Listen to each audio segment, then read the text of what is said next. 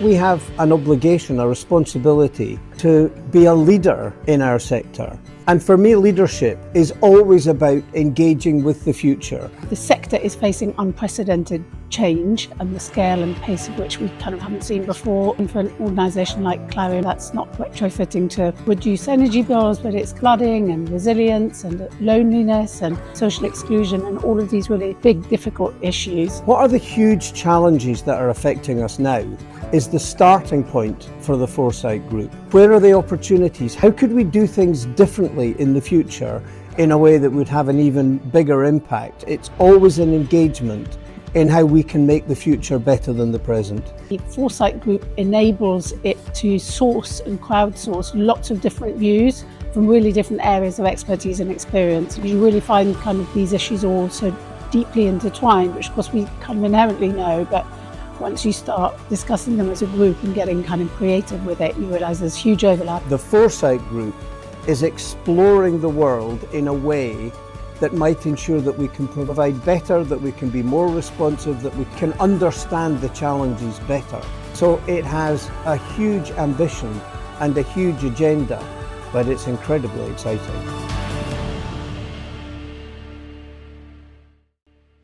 So I'm very pleased that when we brought this group together, our Housing Association Board Chairman, David Orr CBE, agreed to lead it.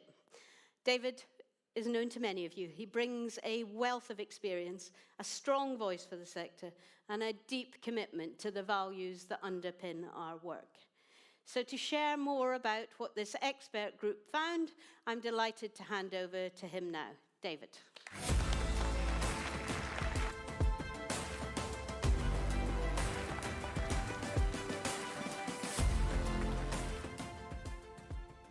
It's not really my style to stand behind a desk, but this is quite a desk to stand behind, isn't it? So thank you, Claire. Thank you all for being here.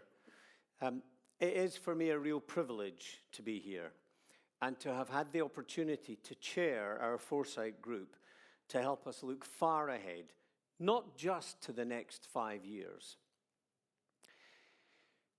The world is changing faster than any of us imagined.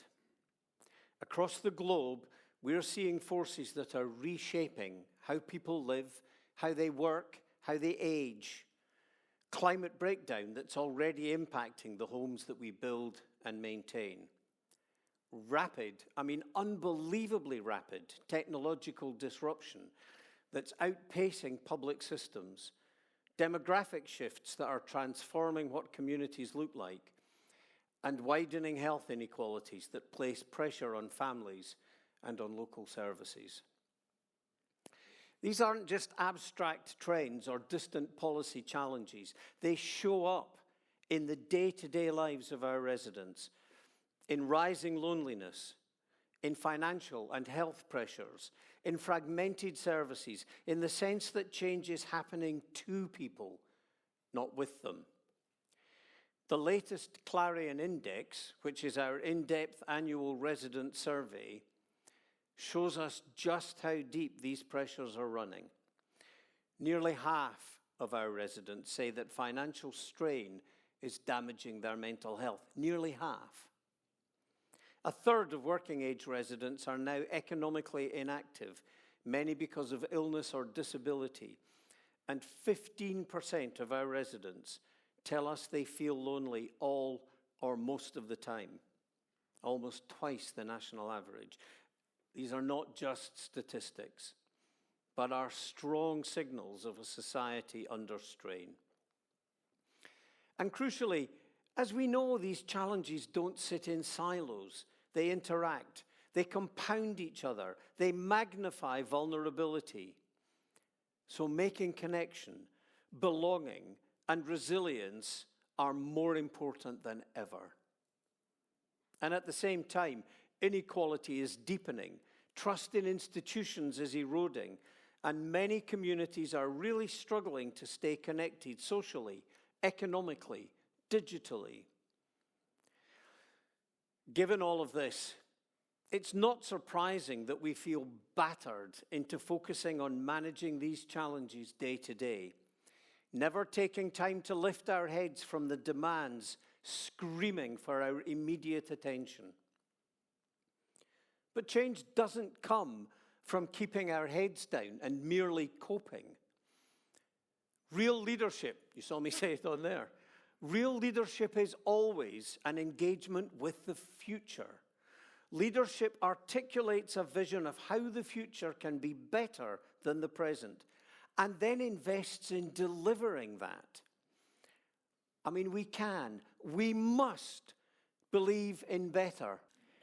But that does mean lifting our heads and looking as far into the future as we dare, doing it with thoughtfulness, but doing it with honesty and with courage. As a landlord, of course, we start with our residents, some of those who are struggling most in society and the communities that they live in. We created the Foresight Group because we need long-term cross-sector thinking, bringing together voices from finance, health, the environment, technology, and lived experience. And I would like to echo Claire's thanks to the members of the Foresight Group. You get a bunch of people with big brains and challenge them to be thought-provoking, and you get a bunch of people with big brains who are really thought-provoking. And that really helped. It was difficult to manage sometimes, but it really helped to shape the thinking and develop where we have now reached. Our aim was not simply to identify what's wrong, but to imagine how we could turn the biggest threats of our age into opportunities for progress. And in that sense, this work is inspired by the Beveridge Report of 1942. William Beveridge named 5 giants: want, disease, ignorance, squalor, idleness. And he called on the nation to defeat them. It was an extraordinary act of imagination that had such an impact that it helped build the welfare state and the NHS that we see today. Today and into the future, our research and our experts tell us of the challenges we face, challenges which require that same boldness and collaboration that Beveridge called for 8 decades ago. But crucially, our giants are positioned as the opportunities we have if we can get this right. Positive aspirations to strive for, not negative beasts to vanquish. Through detailed discussion, we collectively identified these challenges that stand in the way of a fair, regenerative, and connected future. And we explored how by working together, we can turn them into an opportunity. So the first of our 5 giants of opportunity is connection. We began this work against the backdrop of the 4 defining global challenges set out in the report: the planetary emergency, accelerated technological disruption, profound demographic change, and widening health inequalities. Each of these forces is reshaping the fabric of daily life, and each exposes how deeply people rely on connection to feel secure, supported, able to thrive. Yet too many people today, far too many people, feel cut off from their neighbours, cut off from opportunity, cut off from the living systems around them. Our index shows loneliness rising sharply, especially among older and disabled residents, reflecting a wider picture of social fragmentation across our nation. The Foresight Group was absolutely clear that housing cannot be understood as a series of isolated units. Homes exist within ecosystems, social, environmental, digital, economic, and it is the strength of the connections within these systems that determines whether communities flourish. The group highlights how siloed planning, digital exclusion, weak community infrastructure all undermine people's ability to form meaningful bonds with each other and with the places they live in. By contrast, Neighbourhoods designed around connection between people, services, nature, shared spaces can foster belonging and trust and participation. Their collective insight is that connection itself is infrastructure, like transport, energy, drainage. It needs to be designed. We have to invest in it, and then we have to steward it. When we treat connection as core infrastructure, we unlock the opportunity to build those ecosystems of care, capability, and mutual support that are essential to our well-being. The opportunity here is huge to shift to building ecosystems of care and participation. We build the foundations for resilient, adaptive, and thriving communities. The second of our giants is resilience. Climate shocks, rising costs, aging infrastructure are testing our resilience. Many homes across the UK, including some of ours, were built over 70 years ago and need significant investment and continual care. Resilience is about much more than just withstanding shocks, important though that is. It's about being ready for what comes next. The report reminds us that resilience isn't just physical. It's digital, it's social, it's systemic. And as a group, we are clear that in housing, many technologies are designed for efficiency, not for complexity or care. From broken repair systems to opaque benefit tech, residents often face friction where they should have support. We need housing technology that's human-centered, that's ethical, and that's designed for unpredictability. And we need to build systems that expect disruption, not deny it and pretend that it's not happening. Clarion is already investing over £1 million a day in maintaining homes, but the future will demand more from us and from all housing organisations. It will demand digital systems that work with human lives, not against them. The opportunity we have is to combine social and digital resilience while building resilient homes and communities that can, both literally and metaphorically, weather the storms ahead. The third of our giants is sufficiency. Far too many households have a roof over their heads but still struggle to meet their basic needs. A home is not enough if you can't afford to heat it or put food on the table. And I'm reminded of an occasion, it must be 30 years ago now, when I was working in housing in Scotland, when I was invited to an opening of a new development by a housing association. It's a celebratory occasion, that. It's a big day, people having new homes, everyone feeling proud. One man had moved into his new home, and what he said was, "I am grateful to you for giving me this shiny new home to enjoy my poverty in." Now, at the time, it kind of felt like a slightly churlish comment. But as you can tell, that comment has stuck with me for 30 years. Our job is not just about providing the shiny new home. It is about understanding the context in which people live their lives. We're facing a planetary emergency, and our current economic systems are simply not built to respond. So our group calls for a new theory of change, one that embraces sufficiency, regenerative development, and ecological economics. This is about, it has to be about, this is a big ask, shifting from private luxury and public austerity to private sufficiency and public comfort. It's about ensuring that every person has access to the essentials of a good life: warmth, safety, dignity, and community, without exhausting the planet. The Clarion Index demonstrates again the scale of the challenge. 37% of our residents went without heating in the last year due to the cost. A quarter say they've skipped meals to afford other essentials.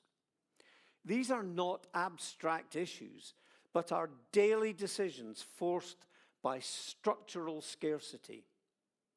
True sufficiency means designing places that integrate with the web of life. There are some potential real-world solutions that people are already piloting, experimenting with, like the 15-minute city, where access to work, education, care, culture is decentralized and walkable, reducing emissions and improving the quality of life. The opportunity here is not just to mitigate hardship, but to design, imagine and then design a different future, one where homes and communities support planetary health and social justice. So the next of our giants of opportunity is trust. Trust, the glue that holds communities and institutions together. And my goodness, don't we know how much trust in our society has been eroded? Some residents feel completely unheard or powerless when decisions are made about their homes. Lack of trust feeds division and undermines progress. The opportunity is to rebuild trust through partnership with residents, not, finally, please, not through paternalism. That means co-designing services, listening more deeply, communicating openly, acting with humility, and absolutely recognizing when we get things wrong. Trust it won't be rebuilt overnight, but it really can grow over time when words are matched by action. And so the final of our giants of opportunity, health. Beveridge named disease as one of his 5 giants, and in many ways, of course, it's still with us, though it does look different now. Poor housing contributes directly to poor health. Cold, damp, stress make people ill and strain the NHS.